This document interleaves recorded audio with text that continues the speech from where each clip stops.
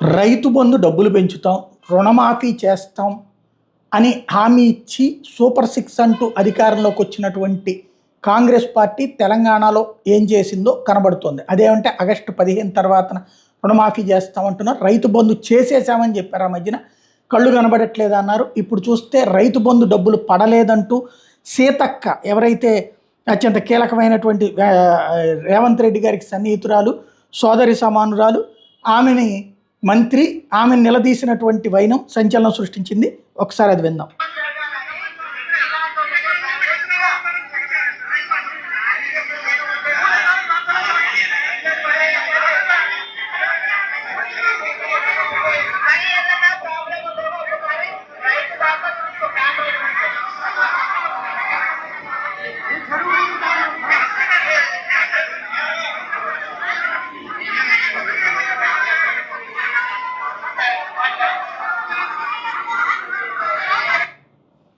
ఇది వరుసపెట్టి జరుగుతున్నటువంటి పరిణామాలు. వీడియోల ద్వారా వైరల్ చేసుకున్న సోషల్ మీడియా అయ్యేటప్పటికీ నాయకులు గిలగిల్లాడుతున్నారు, విలవిల్లాడుతున్నారు.